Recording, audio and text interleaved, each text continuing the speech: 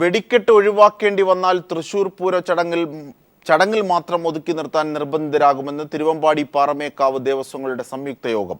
ഹൈക്കോടതി പരാമർശം പൂരം നടത്തിപ്പിനെ ബാധിക്കുമെന്നും അധികാര കേന്ദ്രങ്ങളിൽ നിന്ന് ഇടപെടൽ ഉണ്ടായില്ലെങ്കിൽ ആന എഴുന്നള്ളിപ്പും കുടമാറ്റവും ഒഴിവാക്കണമെന്നും ദേവസ്വങ്ങളുടെ സംയുക്ത പ്രമേയം. അനുമതി ലഭിച്ചാൽ 2007 അനുകൂല സുപ്രീം കോടതി ഉത്തരവ് ഹൈക്കോടതിയിൽ സമർപ്പിക്കുമെന്നും ദേവസ്വം ഭാരവാഹികൾ.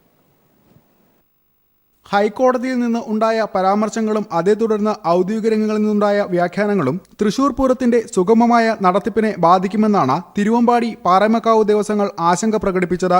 അധികാര സ്ഥാനങ്ങളിൽ നിന്ന് ഉചിതമായ ഇടപെടൽ ഉണ്ടായില്ലെങ്കിൽ പൂരം ചടങ്ങുകളിൽ മാത്രം ഒതുക്കി നിർത്തേണ്ടി വരുമെന്ന് ദേവസ്വങ്ങൾ സംയുക്ത പ്രമേയമിറക്കി. ഈ ആശങ്ക ദൂരീകരിക്കുവാൻ അധികാര സ്ഥാനങ്ങളിൽ നിന്ന് ഉചിതമായ നടപടികൾ ഉണ്ടാകാത്ത പക്ഷം തൃശൂർ പൂരം ചടങ്ങു മാത്രമായി ചുരുക്കുവാൻ തങ്ങൾ നിർബന്ധിതരാകുമെന്നും ഈ പ്രമേയത്തിൽ വ്യക്തമാക്കുന്നു. രാത്രി വെടിക്കെട്ട് നിരോധിച്ചുള്ള ഹൈക്കോടതി ഉത്തരവ് പ്രകാരം തൃശൂർ പൂരം സാമ്പിൾ വെടിക്കെട്ടും പ്രധാന വെടിക്കെട്ടും നടത്താനാവില്ല. വെടിക്കെട്ട് നടത്താൻ സാധിച്ചില്ലെങ്കിൽ ആനയെഴുന്നള്ളിപ്പും കുടമാറ്റവും ഉൾപ്പെടെ ഒഴിവാക്കാനാണ് തീരുമാനം. ചടങ്ങുകളിൽ മേളത്തിനൊപ്പം തിടമ്പേറ്റാൻ ഒരു ആനയെ മാത്രമാവും ഉപയോഗിക്കുക. രാത്രികാലത്തെ വെടിക്കെട്ട് നടത്തിപ്പിൽ ഉത്സവാഘോഷ കമ്മിറ്റികൾക്ക് സുപ്രീം കോടതി ഇളവ് ലഭ്യമാക്കിയിരുന്നുവെന്ന് ദേവസ്വങ്ങൾ ചൂണ്ടിക്കാട്ടുന്നു.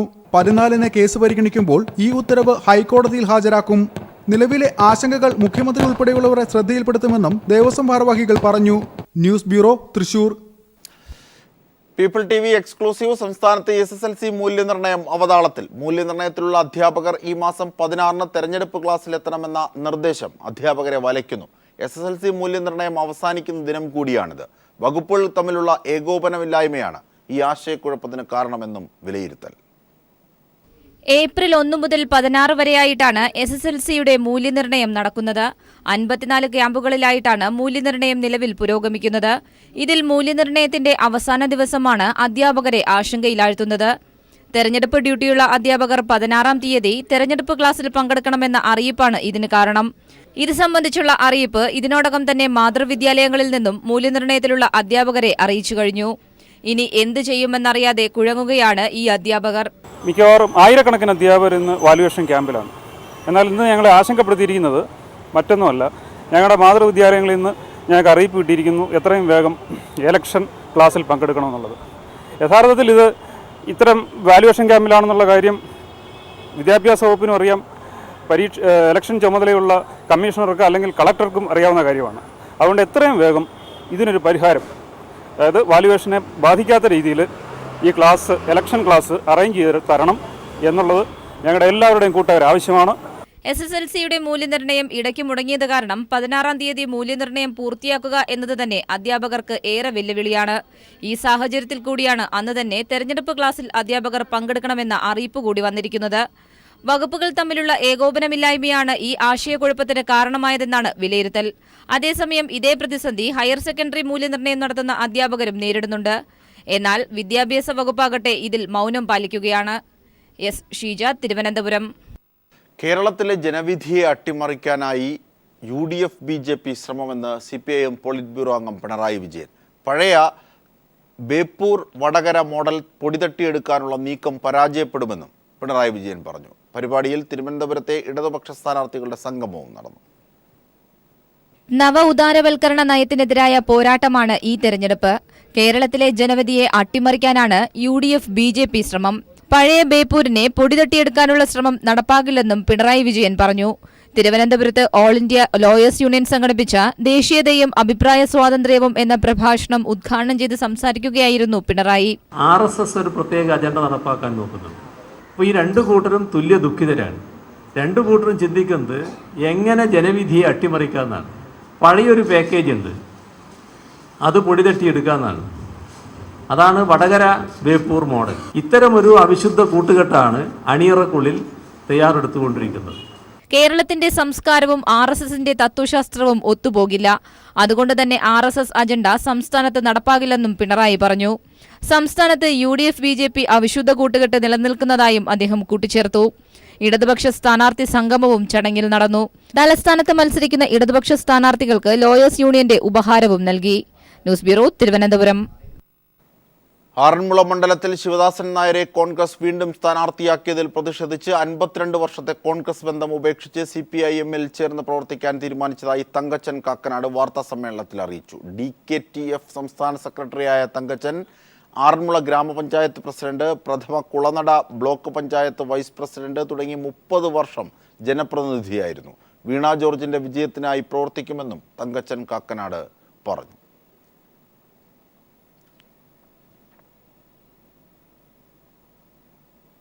സ്ഥാനാർത്ഥി നിർണയം കീറാമുട്ടിയായ പാലക്കാട് തരൂർ സീറ്റ് ഏറ്റെടുക്കാനുള്ള നീക്കവുമായി ഒടുവിൽ കോൺഗ്രസ്. കേരള കോൺഗ്രസ് ജേക്കബ് വിഭാഗത്തിന് നൽകിയ സീറ്റിൽ സ്ഥാനാർത്ഥി പ്രഖ്യാപനം വൈകുന്നതാണ് കാരണം. കോൺഗ്രസ് തന്നെ മത്സരിക്കണമെന്ന ആവശ്യവുമായി തരൂർ മണ്ഡലം കമ്മിറ്റിയും രംഗത്ത് വന്നു. തരൂരിനു പകരം മറ്റൊരു സീറ്റെന്ന ജേക്കബ് ഗ്രൂപ്പിന്റെ ആവശ്യം കോൺഗ്രസ് നിരസിച്ചതോടെയാണ് പാർട്ടി പ്രവർത്തകരാരുമില്ലാത്ത പാലക്കാട് ജില്ലയിലെ തരൂർ മണ്ഡലം ജേക്കബ് വിഭാഗത്തിന്റെ തലയിലായത്. ജേക്കബ് ഗ്രൂപ്പിനിവിടെ സ്ഥാനാർത്ഥിയെ കണ്ടെത്താനും കഴിഞ്ഞില്ല. സ്വതന്ത്രനെ പോലും അംഗീകരിക്കില്ലെന്ന നിലപാടുമായി തരൂർ മണ്ഡലം കോൺഗ്രസ് നേതൃത്വവും മുന്നോട്ട് വന്നു. സീറ്റ് കോൺഗ്രസ് ഏറ്റെടുത്ത് മത്സരിക്കണമെന്നാണ് ഇവരുടെ ആവശ്യം. ജില്ലാ കോൺഗ്രസ് നേതൃത്വത്തിനും മറിച്ചൊരു അഭിപ്രായമില്ല.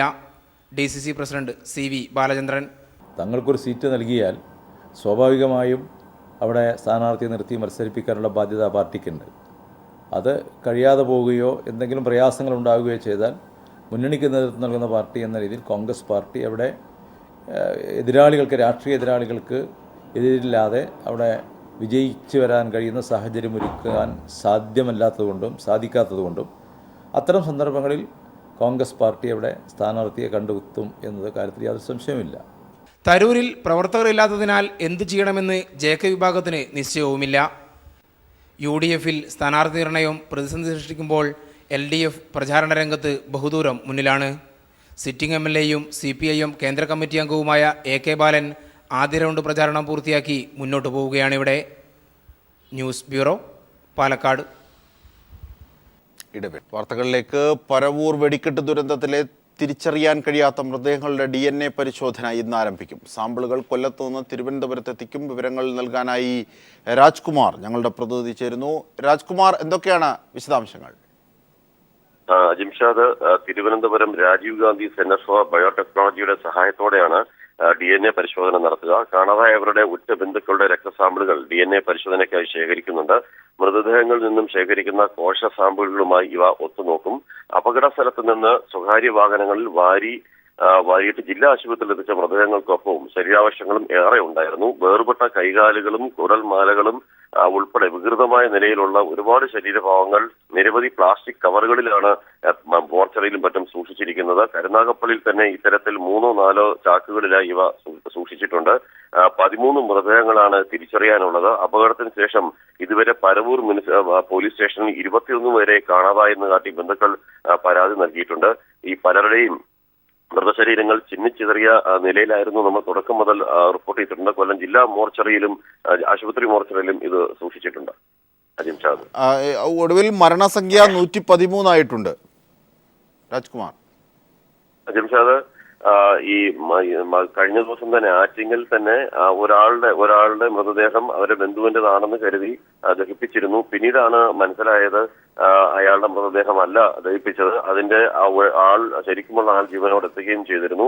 ഇങ്ങനെ തന്നെ ഒരു പ്രശ്നങ്ങൾ നിലനിൽക്കുന്നു. ഇപ്പൊ മരണം 113. ഇനി തിരുവനന്തപുരം മെഡിക്കൽ കോളേജിൽ കഴിയുന്നതിൽ ഭൂരിഭാഗവും നമുക്ക് അതൊരു നിർഭാഗ്യവശാൽ അവരുടെയൊക്കെ നില അതീവ ഗുരുതരമായി തന്നെ തുടരുന്നു എന്നാണ് മെഡിക്കൽ സംഘത്തിന്റെ റിപ്പോർട്ടിൽ തന്നെ പറയുന്നത്. ഇവരുടെ ജീവൻ രക്ഷിക്കാൻ വേണ്ടിയുള്ള ഒരു പോരാട്ടത്തിലാണ് ഡൽഹിയിൽ നിന്നും തിരുവനന്തപുരത്തും ഒക്കെ ഉള്ള ആരോഗ്യ വിദഗ്ധരുടെ ഒരു ശ്രമം. അജിംഷാദ്, ഇന്ന് DNA പരിശോധന എപ്പോഴാകും രാജ്കുമാർ ആരംഭിക്കുക? DNA പരിശോധനയ്ക്ക് ഇന്നലെ തന്നെ കൊല്ലം ജില്ലാ ആശുപത്രിയിൽ ഇതിന് പ്രത്യേക കൗണ്ടർ ആരംഭിച്ചിരുന്നു. ആ കൗണ്ടർ വഴി തന്നെ ഇതിന്റെ ശേഖരിക്കുന്നതിനും നിരവധി പേർ ഇതിൽ പ്രത്യേകിച്ച് ഇപ്പോൾ കാണാനില്ല എന്ന് കാട്ടി പരാതി നൽകിയിട്ടുള്ളവരെയാണ് പ്രധാനമായും പോലീസ് അറിയിച്ചിട്ടുള്ളത്. അവരുടെ ബന്ധുക്കളെ, അച്ഛൻ, അമ്മ അല്ലെങ്കിൽ സഹോദരൻ അങ്ങനെയുള്ള രക്തബന്ധമുള്ളവരെയാണ് ഇതിന് സ്വീകരിക്കുക. അവരുടെ കോശ സാമ്പിളുകളാണ് സ്വീകരിക്കുകയും ചെയ്യും. ഒപ്പം തന്നെ ഇതിൽ മൃതശരീരങ്ങൾ, തിരിച്ചറിയാത്ത മൃതശരീരങ്ങളും അതുപോലെ അവശിഷ്ടങ്ങളും അതിൻ്റെതും കൂടി പരിശോധിച്ച ശേഷം മാത്രമേ ഇത് കണ്ടെത്താനാകൂ. പരവൂർ പോലീസാണ് ഇതിന് കൃത്യമായി അതിന് നടപടികളുമായി മുന്നോട്ട് പോയിക്കൊണ്ടിരിക്കുന്നത്. കാണാതായ വ്യക്തികളുടെ വിരലടയാളം രേഖപ്പെടുത്തിയിട്ടുള്ള പ്രമാണങ്ങൾ, SSLC ബുക്ക് തുടങ്ങിയവ, അതുപോലെ മറ്റേതെങ്കിലും രേഖയോ ഒക്കെ ഹാജരാക്കണമെന്നും പോലീസ് ആവശ്യപ്പെട്ടിട്ടുണ്ട്. ശരി രാജ്കുമാറാണ് വിവരങ്ങൾ നൽകിയത്. പരവൂർ വെടിക്കെട്ട് ദുരന്തത്തിലെ തിരിച്ചറിയാൻ കഴിയാത്ത മൃതദേഹങ്ങളുടെ DNA പരിശോധന ഇന്ന് ആരംഭിക്കും. സാമ്പിളുകൾ കൊല്ലത്തുനിന്ന് തിരുവനന്തപുരത്ത് എത്തിച്ചായിരിക്കും പരിശോധനകൾ നടത്തുക. ഒപ്പം പരവൂർ ദുരന്തത്തിൽ മരിച്ചവരുടെ എണ്ണം 113 വിവരങ്ങളാണ് രാജ്കുമാർ ഞങ്ങളുടെ പ്രതിനിധി നൽകിയത്. മറ്റൊരു വാർത്തയിലേക്ക്. മൂന്നാറിലെ പൊൻപിളൈ ഒരുമൈ സമരത്തിന്റെ ഊർജ്ജം ഉൾക്കൊണ്ട് തെരഞ്ഞെടുപ്പിന് സജീവമായ മണ്ഡലമാണ് ദേവികുളം. AICC നിർണയിച്ച സ്ഥാനാർത്ഥിയെ മാറ്റി പുതിയ സ്ഥാനാർത്ഥിയെ കളത്തിലിറക്കേണ്ട അവസ്ഥയിലായി UDF. മലയോര ജില്ലയായ ഇടുക്കിയിൽ സ്ഥാനാർത്ഥി പ്രഭ കൊണ്ടും രാഷ്ട്രീയ വിഷയങ്ങളാലും കടുത്ത മത്സരം അരങ്ങേറുന്ന മണ്ഡലമാണ് ദേവികുളം. ആദ്യം തന്നെ സ്ഥാനാർത്ഥിയെ നിർണയിച്ചതുവഴി പ്രചരണത്തിൽ മേൽക്കൈ നേടാൻ LDFന് കഴിഞ്ഞിട്ടുണ്ട്. കഴിഞ്ഞ 2 തവണയും മണ്ഡലത്തിന് നിയമസഭയിൽ പ്രതിനിധീകരിച്ച S രാജേന്ദ്രൻ തന്നെയാണ് ഇത്തവണയും ദേവികുളത്തെ LDF സ്ഥാനാർത്ഥി. MLA എന്ന നിലയിൽ മണ്ഡലത്തിൽ നടപ്പിലാക്കിയ വികസന പ്രവർത്തനമാണ് സിറ്റിംഗ് MLAയുടെ ആത്മവിശ്വാസം. ഗവൺമെന്റിന്റെ ഒരു പ്രതിപക്ഷ MLA എന്നുള്ള നിലയിലേക്കും വേണ്ടത്ര പരിഗണന കിട്ടാത്തത് കൊണ്ടുള്ള ചില കുറവുകളുണ്ട്. തോട്ടമേഖല ഉൾക്കൊള്ളുന്ന ദേവികുളത്ത് UDFന്റെ സ്ഥാനാർത്ഥി നിർണയത്തിലെ കല്ലുകടികൾ ഇതിനോടകം തന്നെ സംസ്ഥാനത്ത് ചർച്ചാ വിഷയമാണ്. AICC നിശ്ചയിച്ച സ്ഥാനാർത്ഥിക്ക് ഏൽക്കേണ്ടി വന്ന അപമാനം പറഞ്ഞറിയിക്കാൻ കഴിയുന്നതിലും അപ്പുറവുമാണ്.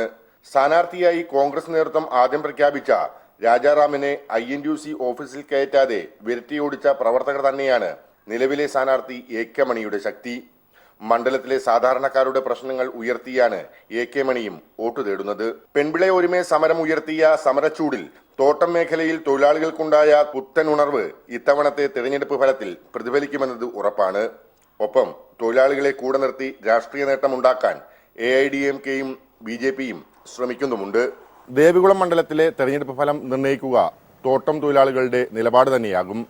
കഴിഞ്ഞ 2 തവണ MLA ആയ S രാജേന്ദ്രൻ കടുത്ത ഭീഷണി തന്നെയാണ് AK മണി എന്ന UDFന്റെ സ്ഥാനാർത്ഥി. വിജയം ആർക്കൊപ്പമായാലും തൊഴിലാളികളുടെ വിജയം തന്നെയാകും ദേവികുളത്ത് ഉണ്ടാകുക.